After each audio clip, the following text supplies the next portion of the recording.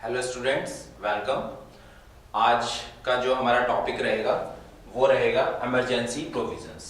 ठीक है, तो हमारे कॉन्स्टिट्यूशन में कुछ प्रोविजंस दिए गए हैं जिनसे हम इमरजेंसी सिचुएशंस से हमारी सरकार जो है वो क्या कर सकती है, उनको नॉर्मल कंडीशंस में लेके आ सकती है। ठीक है, तो इनको हम समझेंगे। सबसे पहले समझते हैं कि इमरजेंसी प्रोविजंस क्या है। स्टेट ऑफ इमरजेंसी क्या होती है। ठीक है, state of emergency refers to a period of governance that can be proclaimed by the president of India during certain crisis situation. देखिए, जो इमरजेंसी सिचुएशंस होती हैं they are proclaimed by the president. राष्ट्रपति जी के द्वारा इमरजेंसी लगाई जाती है। कब लगाई जाती है? जब इंडिया के अंदर क्राइसिस वाली सिचुएशंस आ जाती है ना। कोई भी संकट आ जाता है, कोई भी इमरजेंसी आ जाती है, तो उस केस में इमरजेंसी की उद्घोषणा राष्ट्रपति जी के द्वारा की जाती है। अगर हम प्रोविजंस की बात करें कॉन्स्टिट्यूशन में कौन कौन से पार्ट या आर्टिकल दिए हैं, तो पार्ट यहाँ पे 18 है और आर्टिकल जो है 352 से लेके 360 है। ठीक है, The rationality behind the incorporation is to safeguard the sovereignty, unity, integrity and security of the country, the democratic political system and the constitution.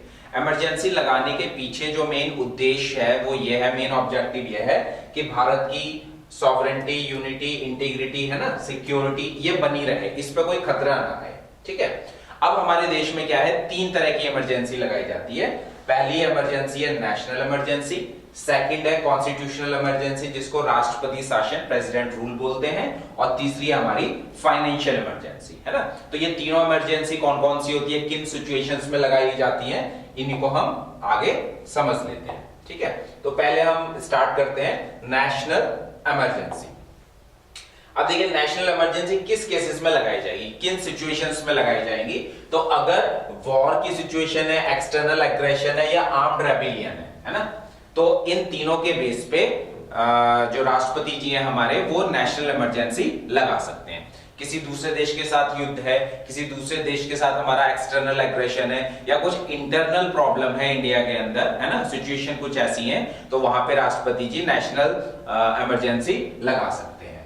अब grounds of declaration under article 352, the president can declare a national emergency when the security of India or part of it is threatened by war, external aggression और armed rebellion। ठीक है, भारत या भारत का कोई भी part अगर खतरे में है, इंडिया की सिक्योरिटी खतरे में है, किसकी वजह से?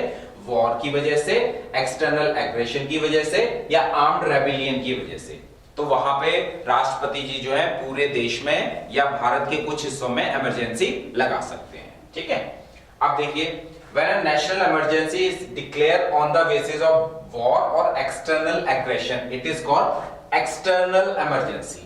अगर इमरजेंसी एक्सटर्नल फैक्टर की वजह से लगाई जा रही है, तो एक्सटर्नल फैक्टर हमारे 2 हो गए, किसी देश के साथ हमारा युद्ध हो जाए या किसी देश के साथ हमारी टेंशन चल रही है, एक्सटर्नल एग्रेशन चल रहा है, तो उस केस में राष्ट्रपति जी इमरजेंसी लगा सकते हैं। और क्योंकि ये दोनों एक्सटर्नल फैक्टर हैं, इसीलिए इसको बोला जाता है एक्सटर्नल इमरजेंसी। ठीक है, now when it is declared on the grounds of armed rebellion के बेस पे अगर इमरजेंसी लगाई जाती है तो वो क्या होता है, उसको इंटरनल इमरजेंसी बोलते हैं। इसका मतलब यह है कि हमारे देश में इंटरनली कोई प्रॉब्लम है जिसकी वजह से राष्ट्रपति जी को इमरजेंसी लगाने की आवश्यकता पड़ रही है। ठीक है, the term armed rebellion is inserted from the 44th amendment।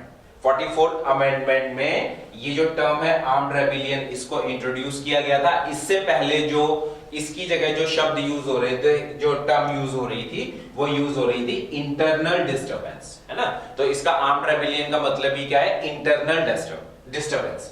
तो अगर एक्सटर्नल फैक्टर है तो एक्सटर्नल इमरजेंसी, और अगर इंटरनल फैक्टर्स हैं तो इंटरनल इमरजेंसी। ठीक है, नाउ पार्लियामेंट का अप्रूवल लेना जरूरी है, किसके लिए? इमरजेंसी लगाने के लिए। राष्ट्रपति जी ने इमरजेंसी लगा दी, लेकिन उसके बाद पार्लियामेंट का अप्रूवल लेना पड़ेगा। अप्रूवल क्या है? Approved by both the houses of parliament within 1 month from the date of its issue. ठीक है, तो इसमें कहा गया है जब भी इमरजेंसी लग जाए तो दोनों हाउसेस से, पार्लियामेंट के जो दोनों हाउसेस हैं, लोकसभा राज्यसभा, वहां से अप्रूवल लेना जरूरी है। कितने टाइम में? 1 month from the date of its issue. जिस टाइम पे इमरजेंसी लगाई गई उससे आगे के 30 दिनों के अंदर पार्लियामेंट से अप्रूव कराना जरूरी है, ठीक है। लेकिन अगर ये कहा है कि इमरजेंसी जब लगाई गई तब लोकसभा जो है वो डिसॉल्व हो रखी है, तो लोकसभा से तो पास नहीं हो पाएगी, तो उस केस में ये कहा गया है then the proclamation survives until 30 days from the first sitting of Lok Sabha after its reconstitution provided the Rajya Sabha has in the meantime approved it, ठीक है। तो उस केस में क्या करें, राज्यसभा से अप्रूव करा ले गवर्नमेंट, और जब भी नई लोकसभा बने तो नई लोकसभा बनने के 30 दिनों में लोकसभा से भी अप्रूवल करा लिया जाए, ठीक है। If approved by both the houses, emergency continues for 6 months, 6 महीने के लिए लगाई जा सकती है, and can be extended to an indefinite period with an approval of parliament for every 6 months। तो नेशनल इमरजेंसी 6 महीने के लिए लगाई जाती है। अगर गवर्नमेंट को लगता है कि 6 महीने में सिचुएशन नॉर्मल नहीं हुई है, आगे इमरजेंसी की और रिक्वायरमेंट है, तो 6 महीने के लिए इमरजेंसी बढ़ाई जा सकती है और 6-6 महीने करके इंडेफिनेट पीरियड के लिए इमरजेंसी लगाई जा सकती है, ठीक है। नेक्स्ट है रिवोकेशन ऑफ प्रोक्लेमेशन। इमरजेंसी को प्रोक्लेम किया, अब उसको रिवोक करना है, मतलब इमरजेंसी को हटाना है, तो उसके लिए क्या प्रोसेस है। A proclamation of emergency may be revoke by the president at any time, कभी भी हटा सकते हैं। By subsequent proclamation such a proclamation does not require parliamentary approval. राष्ट्रपति जी इमरजेंसी जब भी हटाएंगे तो उसके लिए पार्लियामेंट के अप्रूवल की आवश्यकता नहीं है। दूसरा मेथड क्या है, emergency must be revoked if the Lok Sabha passes a resolution bye a simple majority disapproving it's continuation. Lok Sabha में एक प्रस्ताव पारित हो जाए कि इमरजेंसी की अब आवश्यकता नहीं है, तो लोकसभा से अगर प्रस्ताव पारित हो गया सिंपल मेजॉरिटी से, तो भी इमरजेंसी को हटाया जा सकता है, ठीक है। नाउ नेशनल इमरजेंसी के क्या इफेक्ट होंगे, तो 3 कैटेगरी में डिवाइड किया है। पहला है effect on the centre state relations, केंद्र सरकार और राज्य सरकार के बीच में उनके रिलेशन में क्या इफेक्ट पड़ेगा, है ना।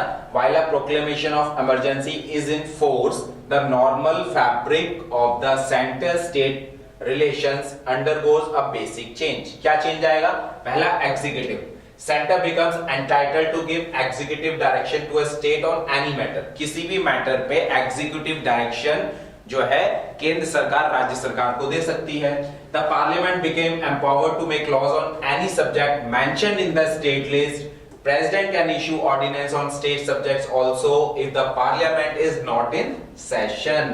सीधा सा मतलब यह है कि जो स्टेट लिस्ट में सब्जेक्ट्स हैं, ठीक है, हम जानते हैं कि उन पे कानून बनाने का अधिकार किसका है, राज्य सरकार का है। लेकिन जब नेशनल इमरजेंसी लगी है तो राष्ट्रपति जी या हमारा जो पूरा लेजिस्लेचर पार्ट है पार्लियामेंट का, वो स्टेट लिस्ट में भी क्या कर सकता है, कानून बना सकता है।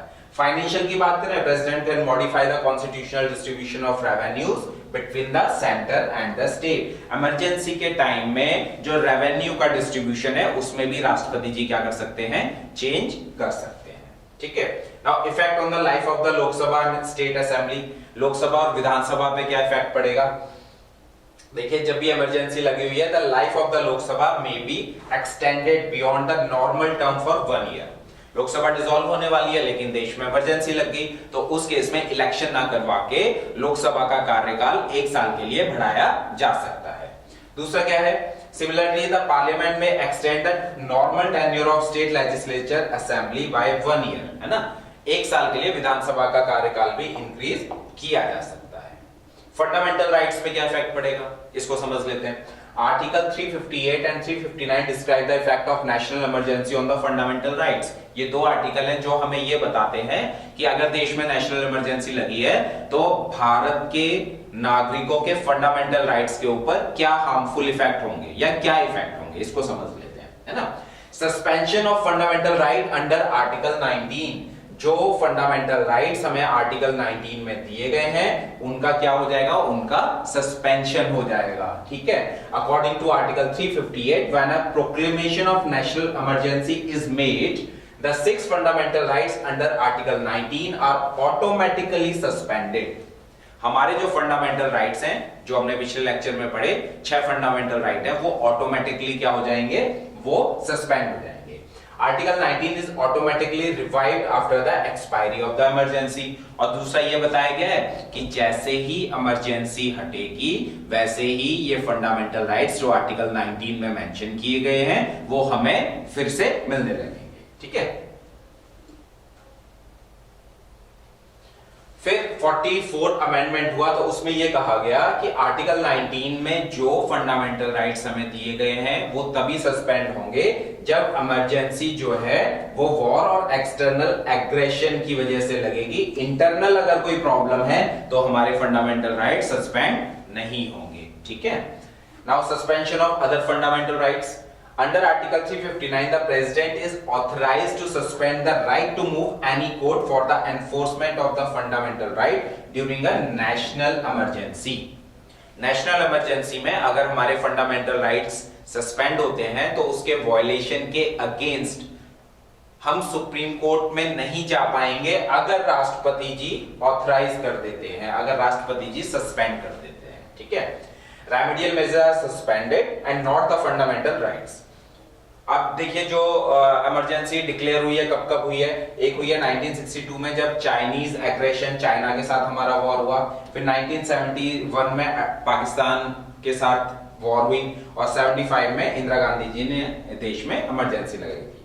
तो चाइना और पाकिस्तान के साथ जब युद्ध हुआ ये एक्सटर्नल इमरजेंसी थी और जो इंदिरा गांधी जी ने लगाई वो इंटरनल इमरजेंसी थी। ठीक है, नाउ प्रेसिडेंट रूल, सेकंड तरह की इमरजेंसी है राष्ट्रपति शासन। ठीक है, ये क्या है इसको समझ लेते हैं। Article 355 impose a duty on the center to ensure that the government of every state is carried on in accordance with the provision of the constitution। Article 355 क्या कहता है इसको समझ लेते हैं। आर्टिकल 355 ये कहता है कि सेंटर ये इंश्योर करे कि जितनी भी राज्य सरकारें हैं वो कॉन्स्टिट्यूशन के प्रोविजन के अकॉर्डिंग काम कर रही हैं। ठीक है, मतलब राज्य सरकारें जो हैं कॉन्स्टिट्यूशन के दायरे में रहते हुए काम कर रही हैं, ये सेंटर इस बात की मॉनिटरिंग कर सकता है। It is this duty in the performance of which the center takes over the government of a state under Article 356 in case of failure of constitutional machinery in a state। अगर central government को ये लगता है कि किसी राज्य में जो कॉन्स्टिट्यूशनल मशीनरी है वो फेल हो गई है, इसका मतलब राज्य सरकार कॉन्स्टिट्यूशन के दायरे से बाहर जाके काम कर रही है, तो उस राज्य के अंदर सेंट्रल गवर्नमेंट क्या कर सकती है, राष्ट्रपति शासन कॉन्स्टिट्यूशनल इमरजेंसी लगा सकती है ना। द प्रेसिडेंट क्या ग्राउंड्स है, the president rule can be proclaimed under article 356 अगर प्रेसिडेंट इस बात से सेटिस्फाई हो जाए that a situation has arisen in which the government of state can not be carried in accordance with the provision of the constitution. Simple सा है, अगर राष्ट्रपति जी को यह लगता है कि कोई राज्य सरकार जो है वो कॉन्स्टिट्यूशन में जो लिखा है कॉन्स्टिट्यूशन के प्रोविजन के अकॉर्डिंग काम नहीं कर रही है, उस राज्य में पूरी कॉन्स्टिट्यूशनल मशीनरी फेल हो गई है, तो राष्ट्रपति जी वहां पे राष्ट्रपति शासन लगा सकते हैं। ठीक है, अप्रूवल लेने के लिए क्या करेंगे, must be approved by both of the houses of parliament with in 2 month, 2 महीने के अंदर अप्रूवल ले लेना है ना। और अगर वही सेम कंडीशन है, लोकसभा डिसॉल्व हो रखी है तो राज्यसभा से ले लें पहले अप्रूवल, और जब भी नई लोकसभा बनेगी तो विद इन 30 डेज के अंदर वहां से भी अप्रूवल ले लिया जाए। ठीक है, कॉन्सिक्वेंस क्या होते हैं अगर राष्ट्रपति शासन लगाया जाए किसी राज्य के अंदर। The president acquire the following extra ordinary powers, राष्ट्रपति के साथ पास जो है बहुत सारी एक्स्ट्रा ऑर्डिनरी पावर्स या एक्स्ट्रा पावर्स आ जाती हैं। वो कौन कौन सी हैं, he can take up the function of the state government and powers vested in the governor or any other executive authority in the state। वो पूरा का पूरा राज्य जो है राष्ट्रपति के अंडर में आ जाता है। ठीक है, he can declare that the power of the state legislature are to be exercised by the parliament। जो विधानसभा की पावर है, अब उन पावर का इस्तेमाल कौन करेगा, उन पावर का इस्तेमाल पार्लियामेंट के द्वारा किया जाएगा। सीधा सा मतलब है कि अगर राष्ट्रपति शासन लगेगा तो विधानसभा की जो पावर्स हैं वो किसके पास आ जाएंगी, वो पार्लियामेंट के पास ऑटोमेटिकली आ जाएंगी। ठीक है, स्कोप ऑफ जुडिशियल रिव्यू की अगर हम बात करें तो 38 amendment act of 1975 made the satisfaction of the president in invoking article 355 final and conclusive which would not be challenged in any court on any ground, but this provision was subsequently deleted by the 44th Amendment Act of 1978, implying that the satisfaction of the president is not beyond judicial review. देखिए जब 38 amendment हुआ constitution में तो ये कहा कि अगर राष्ट्रपति शासन लगाया जा रहा है तो उसको चैलेंज नहीं किया जा सकता, कोर्ट में नहीं जा सकते।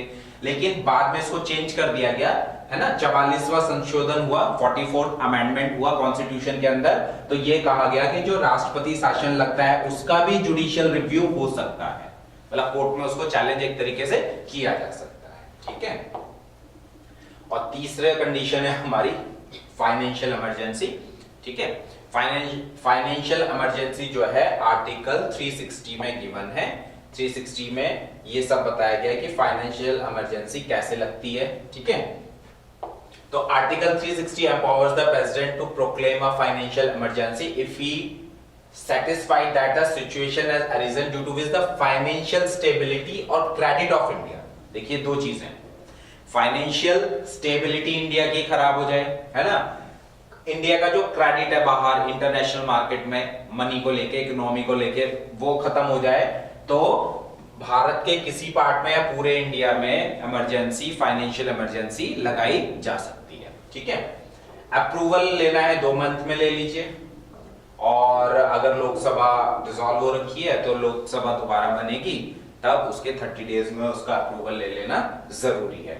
Once approved by houses of the parliament, the financial emergency continue indefinitely till it is revoked.